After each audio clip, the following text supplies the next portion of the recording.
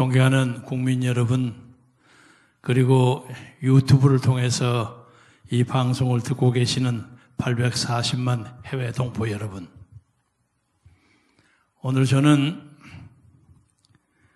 위대하신 정광훈 국민혁명 의장의 대행으로서 여러분에게 마음에 사무친 말씀을 드리고자 합니다. 우선 유튜브들께서 부탁하고 싶은 것은,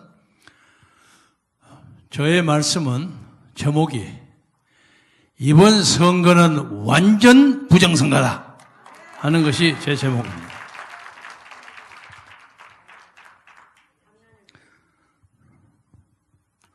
오늘이 4.19 혁명 60주년이 가까이 오는 날입니다. 60년 전 바로 오늘, 지금 이 시각쯤 고려대학교 학생들이 안암동 노타를 나와가지고 동대문 근처를 왔다가 깡패 임하수 등등의 조직폭력배에게 얻어맞아가지고 병원으로 끌려가는 소위 고대생 피습 사건이 벌어지는 시각입니다. 지금부터 밤을 한번 새고 나면 4월 19일, 내일은 전국의 대학생들이 60년에 일어나서 이승만 정권에서 나쁜 짓을 한 이기붕이를 쫓아내라 하는 데모가 요원의 들길처럼 번졌을 때입니다. 그때 저는 대학 1학년이었습니다. 벌써 60년이 됐습니다.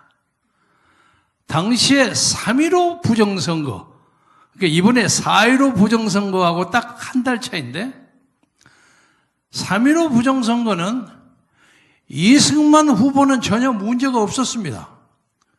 단독 후보였으니까. 조병옥 후보가 세상을 떠났기 때문에 묻들 만한 당선이에요. 문제는 그 부통령한 이기붕이가 인기가 별로 없었는데 장면을 이기기 위해서 무리를 해가지고 4.19가 벌어진 겁니다. 저는 그 후에 이 나라의 모든 집권 세력들이 다소의 차이는 있을지언정 부정선거가 꽤 있었으리라고 생각합니다. 그러나 이것이 대세를 흔들 만큼 지나친 정도는 없었습니다. 표를 매표하거나 비밀로 돈을 주거나 무슨 비밀 조직을 하거나 허위사실을 유포하거나 그런 등등의 사건 때문에 많은 사랑살려가 있었지만은 그 60년 동안에 이 나라 체제를 근본적으로 뒤집힐 만한 그런 선거는 없었다고 생각합니다. 그런데 이번 선거를 보니까 저는 그동안 60년 동안 수많은 선거를 봤습니다. 물론 그 60년 동안에 16년은 여기서 살지 않았습니다. 쫓겨가서 외국에서 살다가 돌아왔습니다. 제가 외국의 망명자 중에 가장 마지막으로 돌아온 망명자입니다. 그런데 이분을 보니까 우선 우리 기독자의 통일당에 대한 얘기부터 시작하겠습니다. 이게 도대체 말이 안 돼요. 말이 안 되는 게, 물론 제가 이 근처에서 일을 한다고 해서 그러는지는 모르겠으나 수많은 사람이 한 몇천 명에 가까운 사람들이 전화를 해가지고 난 기독교도 아닌데 19번 찍는다 하는 걸 수도 없이 많이 제가 들었어요. 밤에 잠을 못 자 정도로 들었어요. 제가 무슨 전화든지 무조건 받습니다. 자다가도. 그래서 아무리 안 나와도 300~400만 표는 나오리라고 생각했습니다. 그런데 아니 어떻고름 해서 4년 전에 받았던 표가 778,200표가 됐는데, 아니 그것에 확 줄어든 55만 표가 나왔단 말이야. 그러면 77만에서 55만을 빼면 22만이 빠졌는데, 그러면 22만 사람들이 다 세상을 떠났다는 겁니까? 말이 안 되죠. 그리고 그동안에, 특히 지난 몇 년 동안에 정광훈 목사께서 얼마나 노력을 했습니까? 광화문에 오신 분들이 연 잡아서 아무리 깎아도 수천만이에요. 그리고 10월 6일, 10월 9일, 10월 25일, 6일 정광훈 목사는 조선이 이 땅에 발붙이고 산 이래 가장 많은 인파를 광화문에 동원했습니다. 아마 전무한 사건일 뿐만 아니라 아마 후무한 사건도 될 겁니다. 그러면 그 많은 사람들이 하나님의 성령의 은혜도 입었을 것이고 전 목사님의 말씀의 은혜도 입었을 텐데, 그런데 그 77만 됐던 사람이 55만으로 줄었단 말입니까? 이건 말이 안 돼요. 그래서 도대체 저는 한국 기독교에 대해서 굉장히 실망을 했어요. 나도 베네 신앙입니다만, 예수 안 먹겠다. 이놈은 기독교 믿을 수가 없다. 세상에 이럴 수가 있냐. 지난번에 무슨 이아무개 의원, 현역 의원 여기 데려올 뻔 하다가 잘못된 것으로 오물오물 해가지고 기독교 강경파들이 반대했단 말이야. 이 사람은 옛날 불교 집회에 갔기 때문에 곤란하다. 자기는 순결주의를 주장하는 거야. 순혈주의자를 주장하는 거야. 영어로 말해서 펀더멘탈리스트예요. 그래서 저는 그걸 지지하지는 않지만은 그 양반들의 마음을 이해해요. 그러니까 이해했다. 그러면 요시 지금부터 당신들이 이거 책임져야 한다. 당신들이 이 표를 확실히 찍어줘야 한다. 많은 사람들이 약속했어요. 그런데 어떻게 55만 표가 나옵니까? 이건 말이 안 돼요. 이거 첫 번째 사건. 두 번째는 저는 지금부터 한 10여 년 전까지 같이 있었던 민주당 세력에 있는 사람들 거의 대부분을 잘 압니다. 제가 김대중 대통령하고 북한에 돈을 지원한다 만다 하는 것 때문에 쌈박질이 벌어져가지고 소위 말해서 갈라섰는데, 좋게 말해서 제가 팽당했다 그럽니다. 그 이전까지는 저는 민주당의 핵심에서 살았던 사람입니다. 그 사람들 잘 압니다. 제가 이 말씀을 드린 이유는 그들은 절대로 반성하고 부끄러워하는 DNA를 가지고 있지 않는 사람들입니다. 그런데 이런 사람들이 선거가 지나고 나니까 겸손해하고 뭐 난리를 치는데, 그 이해찬이부터 쭉 보면 이 사람들이 그냥 표정 관리를 하고 있는 것이 아니라 진실로 뭔가를 감추고 있는 것처럼 보여요. 야, 이거 이상하다. 아니, 사람들이 저렇게 쫙 바꿔질 수가 있나? 한결같이 다 그래요. 내가 다 아는 사람들이야. 정말 저런 놈이 아닌데?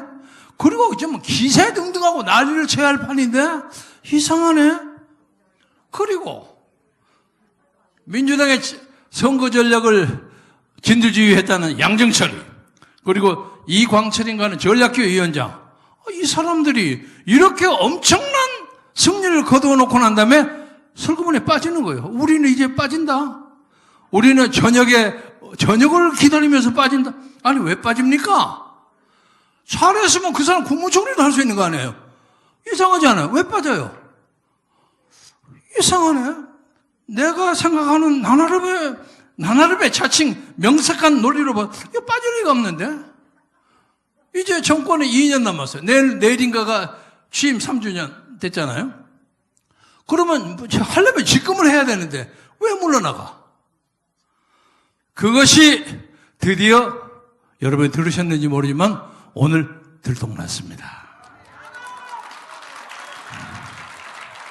여러분, 우리나라에서 제일 높은 빌딩이 뭐예요? 63빌딩. 뭐 요새 또 생겼지만 하여간 63빌딩. 그 다음에 우리가 일제에 몇 년 동안 고난을 당했어요? 36년간. 63하고 36을 기억해 두세요. 이번에 선거에 자세히 들으세요. 사전투표 아시죠? 사전투표를 보니까 서울, 경기, 인천 세 지역이 무조건 민주당은 63%, 통합당은 36%야. 똑같아.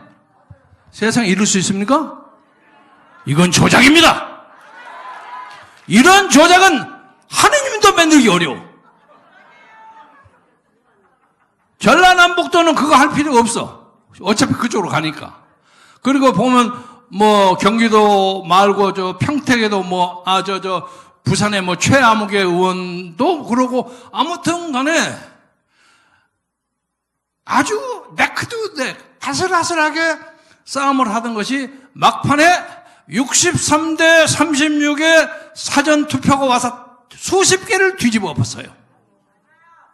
아셨습니까? 수십 개를 뒤집어놨어. 저는 이 비밀을 양정철이는 알고 있다고 생각합니다. 그 옆에 있는 전략기획위원장도 알고 있으리라고 생각합니다. 그래서 우리가 거기를 딱 주목하고 보면 비밀이 나올 겁니다. 그래서 우리가 왜 그렇게 열심히 정광훈 목사가 노력을 했는데도 기독 자유통일당이 55만 표밖에 안 나오도록 프레임 됐는지도 나타날 것입니다. 그래서 저는 이 사실을 가지고 한국 기독교에 대해서 가지는 좌절과 절망을 초래하려 합니다. 우리는 훨씬 그보다 많이 찍었습니다. 그리고 이 사람들이 지금 만들어 놓은 결과는 1938년에 독일의 히틀러하고 꼭 같습니다. 나치를 만들 때 히틀러가 우선 행정부를 잡고 난 다음에 의회를 잡았어요. 국회를 잡았어요. 국회에 딱 압력을 넣어가지고 수권법이라는 걸 해가지고 이 전시가 복잡하니까 니들이 시비 걸고 하고 그러면 안 된다. 우리가 알아서 책임지고 말 테니까 니들이 올 때 양보해라. 그래서 거의 강제적으로 뺏어냈어요. 법치주의의 절차는 다 지키면서 했습니다. 바이마르 공화국의 절차를 다 지켜가면서 특권을 입법 특권, 행정부가 입법을 해버리는 그런 말도 안 되는 짓거리를 했어요. 그때 독일의 카톨릭은 아무 말 안 하고 살았습니다. 독일의 카톨릭은 히틀러를 지지했습니다. 다만 이 보네포 목사만큼은 히틀러 암살단을 만들어가지고 나중에 체포돼서 처형당했습니다. 지금은 상황이요. 그때 1938년에 나치의 히틀러하고 꼭 같습니다. 꼭 같습니다. 그래서 우리는 역사의 한 고비를 넘어갑니다. 그래서 청컨대 우리 스스로를 너무 탐해하지 말고 우리 스스로 너무 자괴하지 말고 하나님을 믿고 하나님을 믿는 기독교도를 믿고 그러면 이 나라에 반드시 좋은 나라가 돌아오리라고 저는 굳게 믿습니다. 말씀을 마감하면서 당시 독일에 요한 괴틀리프 피테라는 사람이 살았습니다. 1736년인가 태어나가지고 아주 고생한 가난한 집안의 아들로 태어나서 머리가 좋았던 모양이에요. 임마누엘 칸트를 자꾸 따라가려 했는데 칸트가 그 사람을 잘 인정을 안 해. 학벌이 약하고 신분이 약하다고. 그래서 나중에 쫓아다니다가 칸트의 무슨 글을 만들어가지고 칸트가 탁 내놨더니 칸트가 보니까 그럴듯해. 칸트는 당시 독일의 최고의 철학자예요. 그래갖고 그 책을 딱 출판을 칸트가 해줬어요. 그래서 사람들이 이게 전부 칸트가 쓴 걸로 알았는데 알고 보니까 피테가 쓴 거예요. 그래서 일약 독일의 유명한 철학자가 된 사람인데 이 사람이 독일 사람이 불란서화 때 찡겨가지고 아주 열등감을 가지고 산 것을 그것을 이기기 위해서 독일 사람에게 용기를 북돋는 글을 썼어요. 그래서 독일 베를린의 학술원인가에 가서 14번의 아주 유명한 연사를 했습니다. 그것이 피테의 소위 독일 국민에게 고한다 하는 유명한 연설입니다. 저는 그 연설을 읽어보면서 이제 60회를 넘어간 정광훈 목사의 옥중서 신화가 비견됩니다. 그런데 그 양반이 거기서 거짓에 대해서 대항하라는 겁니다. 이 사회가 거짓으로 전부 쌓여 있어요. 지금 이 사람들이 만드는 예를 들면 여기 우리 김문수 동지와 있지만 김문수 동지하고 친한 차명진 있죠. 차명진 사건을 발생을 했을 때 제가 아는 정보는 더불어민주당의 선거본부가 뒤집어졌어요. 큰일 났다고. 이거 난리 났다고 벌어졌어요. 이것이 선거를 뒤집을 수 있다고 생각한 거예요. 그런데 이것을 가지고 우리가 잘라버렸어요. 천하의 바보예요.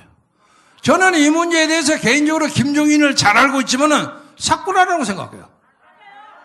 저는 그렇게 생각해요.